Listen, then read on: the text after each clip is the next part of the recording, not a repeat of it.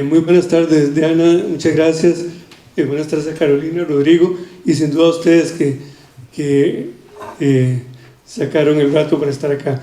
Yo hice un ejercicio de tratar de formular algunas preguntas que me parece que pueden ayudar a pensar este tema de la desinformación, que dicho sea de paso, era un concepto que utilizábamos mucho. Recuerdo yo hace unos 40 años que pasó al olvido por largas temporadas y curiosamente ha regresado con nuevos bríos a la discusión. Cuando yo tenía la edad de ustedes era un tema súper recurrente, ¿verdad? ¿Qué vamos a hacer con la desinformación? Recuerdo tesis que se presentaron en aquel momento sobre ese tema. Entramos en una fase como de optimismo y hemos vuelto a una seria preocupación sobre temas que son todo menos, digamos, recientes. Entonces, las preguntas que yo quisiera formular son las siguientes, y sobre ellas quisiera organizar mis 15 minutos. La primera es que pueden aportar perspectivas críticas al estudio de la desinformación. La segunda, si efectivamente hay exceso de contenidos. La tercera es esto que les decía, cómo se pasó del optimismo al pesimismo digital. Recuerdo que hace 30 años pensamos que vivíamos en las autopistas de la información y tal cual así se hablaba. Hoy creo que estaríamos más o menos de acuerdo que no estamos exactamente en una autopista. La penúltima pregunta es ¿por qué la desinformación gana legitimidad? Es decir, ¿por qué si hay una cierta certeza de que la desinformación incluye falsedades, por qué quienes suelen adherirse o producir información falsa gana legitimidad? El caso del presidente Chávez es un ejemplo que es apoyado por un buen porcentaje de la sociedad, al tiempo que también se le asocia con desinformación a él o al grupo que lo arropa o lo acompaña, ¿verdad? Lo mismo se podría decir de Trump y de otros personajes de esta temporada. Y la última, que siempre es una pregunta fundamental, es si hay alternativas a la desinformación. Entonces, lo primero que yo tal vez quisiera colocar es que a mí me parece que la discusión de por qué hay desinformación no se circunscribiría a la discusión de las redes sociales. Es decir, hay un entramado de factores que nos ha llevado al momento que estamos viviendo, que tiene que ver con plataformas, tiene que ver con medios, tiene que ver con redes, pero tiene que ver con otros procesos políticos, económicos, socioculturales que están en curso de manera simultánea. Y sin ello, me parece a mí que no logramos comprender cómo hemos llegado acá. Y en ese sentido yo diría que han habido cambios institucionales, han habido discursos, gracias. Eso, ya lo regañan. Yo soy más discreto y no le hubiera dicho semejante solicitud. ¿Verdad? Es decir, que hay que varias dimensiones de la vida se han movido en simultáneo, no solo la tecnología. Y me parece, ¿verdad?, que esta época no se comprendería si no tenemos en cuenta que justo este año cumplimos 45 años de un largo ciclo neoliberal, en el cual se inserta esto que llamamos desinformación, noticias falsas y otras formas en que tratamos de comprender nuestra época. La segunda pregunta, ¿hay exceso de contenidos? Por una parte yo estoy de acuerdo, sí, hay una enorme cantidad de narrativas del yo, ¿verdad? El yo con yo y distintas variantes del yo, ¿verdad? El selfie y muchos otros, sobre los cuales no me voy a detener. Hay una enorme cantidad de relatos de autoayuda o de formas reflexivas de hablar de sí, y hay una enorme cantidad de entretenimiento.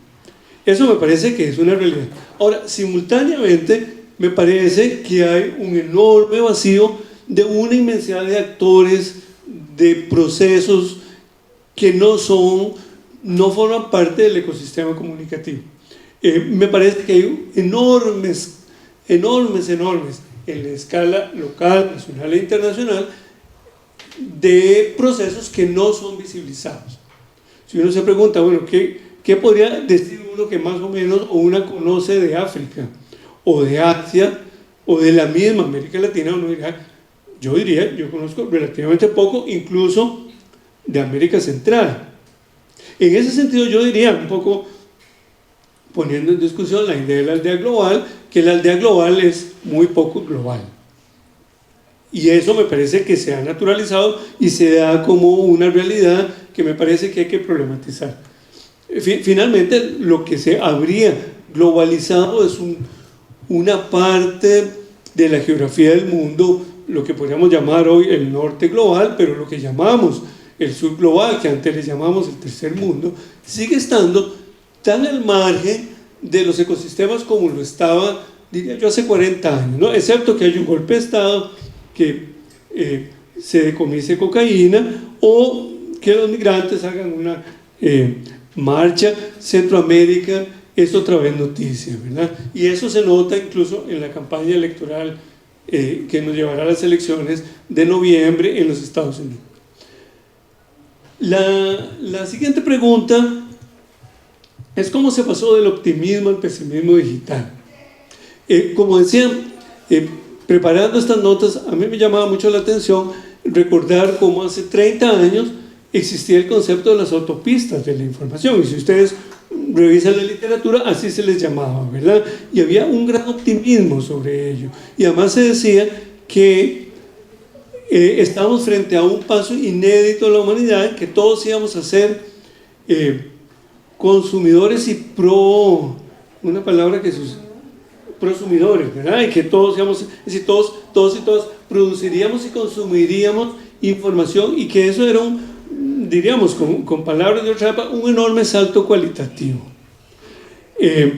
Y claro, como parte de la época de tener poca memoria, uno va olvidando esas promesas que hoy, pues, yo creo que nadie se animaría a decir eso, ¿verdad? Que todos producimos y todos consumimos, y que entonces esto está muy bien. Pero fíjense ustedes que eso era lo que discutíamos hace 30 años. Y además era una discusión genuina, no era alguien que deliberadamente quería engañar, sino que genuinamente creíamos que hacia ese escenario íbamos. Y miren ustedes en lo que terminamos. Un elemento que a mí me parece fundamental, sin el cual no entendemos por qué lo que pudo ser no ocurrió, es que la enorme transformación tecnológica que hemos vivido ocurrió en un contexto de desregulación y de privatización. Es decir, finalmente llama mucho la atención que el concepto de red, que finalmente es poner a personas en común o enlazarlas en torno a un cierto objetivo, prácticamente se vació de contenido. Incluso a mí me gusta decir que aquí mismo en la universidad nos cuesta mucho coordinarnos para hacer un Facebook Live compartido.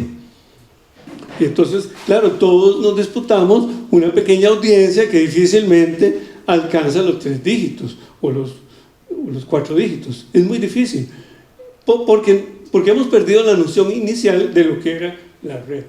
Eso no se podría explicar si no es porque esta es una época que estuvo marcada previo al auge de las plataformas digitales por un enorme proceso de regulación que pasa en la comunicación, pero pasa en otros ámbitos de la economía, de la política, de la cultura, ¿no? Yo diría que tal vez 2 discusiones que han estado ausentes en estas últimas décadas es el concepto de servicio y de esfera pública. Es decir, este auge de plataformas, como le llamamos ahora, ocurre en una época en que la pregunta sobre cómo gestionar desde una perspectiva pública y colectiva los recursos tecnológicos no es una pregunta. Es decir, a lo más que podemos llegar es decir, bueno, ¿cómo moderamos o cómo cancelamos un perfil, como le ocurrió al expresidente Trump? Bueno, pero él entonces innovó y dice, bueno, yo creo mi propia red, ¿cuál es el problema? ¿Verdad? O digo alguna cosa y ustedes tienen la amabilidad de tematizarme y hacer y los periodistas van, lo escuchan en el juicio en Manhattan y le empiezan a hacer notas sobre lo que dijo él de doña Stormy Daniels o del abogado Cohen, y entonces, bueno, digamos que la gente crítica le hace un enorme favor a Trump porque siempre lo mantiene vigente, ¿verdad? Pero a mí me parece que tal vez a la base de la desinformación, o la desinformación no se puede entender al margen de los procesos de desregulación que ocurrieron, especialmente en los años entre las décadas del 80 y del 90. Luego lo que se vino después, pues es lo que ya conocemos. Tal vez, porque creo que voy bien con el tiempo, nada más permítanme una digresión histórica que a mí me parece que puede ser interesante. Acá en Costa Rica, cuando se iba a establecer la televisión esa, que ya no vemos, ¿verdad?, que ya es así un objeto arqueológico, y que uno se pregunta, bueno, ¿quién tiene el valor de encender para poner la tele? El entonces presidente Figueres Ferrer le preguntó a esta universidad que si quería iniciar la televisión en Costa Rica. Segundo José Figueres, no José María, no crean que estoy haciendo aquí publicidad subliminal ni mucho menos, le preguntó, basado en un diagnóstico de la UNESCO de aquella época, que por qué la Universidad de Costa Rica no iniciaba la televisión bajo el concepto de servicio público y a partir del concepto de autonomía que tiene la universidad. Es decir, el Estado financiaría la televisión, pero no se metería a discutir qué programa se pauta o a quiénes se contrata o no, como ocurre en esta universidad o en el sistema público de universidades. El consejo universitario de esta universidad le dijo que no, que eso no tenía que ver con la universidad. Y uno dice, pucha, ¿qué hubiera pasado si hubiésemos tenido un modelo de servicio público de televisión? Lo que ya vino después me parece que es el desenlace de una historia que ya es harto conocida. Y entonces, bueno, si uno pudiera aprender de la historia, ¿verdad? Si eso, ¿verdad? De que si uno conoce la historia no se equivoca igual y eso que se dice, ¿verdad? Aunque hay múltiples ejemplos que aún conociéndola el tropiezo es parecido, tal vez podríamos aprender que un desafío fundamental para la comunicación, para los sistemas de comunicación, es que tiene que haber una tutela del interés público. Eso me parece que es fundamental, porque si no, pues lo que podemos hacer se acota o se disminuye muchísimo. La penúltima pregunta es: ¿por qué la desinformación gana legitimidad? Uno podría decir, bueno, aquí estamos frente a algo que puede ser una paradoja, es decir, estamos diciendo que la desinformación es algo negativo, ¿verdad? Que podríamos hacerlo equivalente a noticias falsas, a otra palabra que en la década del 70 era muy conocida, que era manipulación, que hoy también está fuera del vocabulario usual. Pero resulta que eso que tiene un sentido negativo es apropiado por mucha gente. Entonces, la pregunta sería, bueno, ¿y por qué la desinformación se legitima? A mí me parece que algo que está ocurriendo y que explica en parte por qué algunos líderes del populismo autoritario tienen mucha legitimidad, es que la desinformación ha sabido leer malestares ciudadanos que estaban ahí y que no son creaciones de la desinformación, ni son creaciones de estas figuras populistas de Costa Rica o de otros lugares. A mí me parece que el Estado ha dejado de responder, y sus instituciones ha dejado de responder a demandas ciudadanas que han sido largamente postergadas y que las personas resienten eso y que encuentran en estas figuras populistas y en la desinformación una cierta forma de canalizar un enojo que antecedió a los populistas. Y me parece también, y lo discutíamos en el curso de tendencias, perdón a los que sienten que esto es un remake, pero como dice alguien que yo aprecio mucho, de uno en la vida tiene como 2 o 3 ideas y se le van los días y los meses y los años dándole vuelta para atrás y para adelante a la misma idea. Así es que no pretendo decir nada nuevo, pero sí me parece muy importante enfatizar que en este contexto el mundo progresista no tiene mucho que decir. Eso pasa en los Estados Unidos cuando pasamos criticando a Trump. Uno dice, bueno, pero ¿no será que en el fondo lo estamos visibilizando? Y entonces, claro, uno va todos los días a leer la crónica, qué pasó en el juicio, qué le dijo la señora Daniels, y qué dijo el abogado de Trump, y qué dijo Trump, y qué dice antes de entrar a la sala de juicios, y qué dice cuando sale la sala de juicios. Y claro, la pregunta es, ¿será que es darle tanta visibilidad al que queremos criticar la mejor manera de hacer política progresista? Yo no sabría responder la pregunta, pero me parece que es una pregunta que hoy es vital, y es vital también acá, ¿verdad? Y ahora sí, la última pregunta: ¿hay alternativas a la desinformación? A mí me parece que una primera consideración sería que no es solo un asunto de moderación o de remover contenidos. Me parece que es mucho más complejo que eso.